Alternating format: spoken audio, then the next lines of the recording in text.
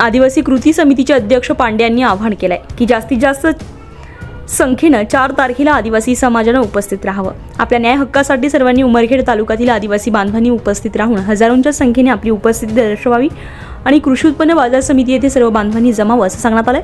भारतीय स्वातंत्र्याच्या 75 वर्षानंतरही आदिवासींचे जीवन मरणाचे प्रश्न अजून सुटले नाहीये। आपले अधिकार आणि हक्क बाधित करण्यासाठी असंविधानिक पद्धतीने सरकारला आपल्याला आपले प्रश्न मांडायचे आहेत।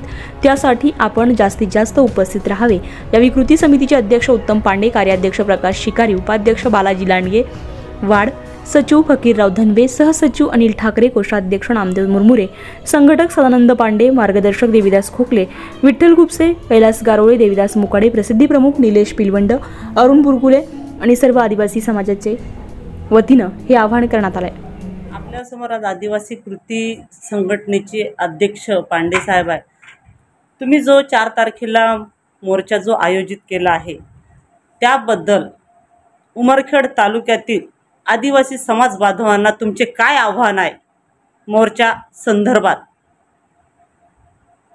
आदिवासींना माझं एवढंच म्हणणं आहे की आपल्या हक्क अधिकाराची जी लढाई आहे ती अविरत तर चालूच राहील, परंतु घुसखोरी वाढल्यामुळे उद्याचा मोर्चा हा आपल्या अस्मितेचा प्रतिष्ठेचा प्रश्न झाला।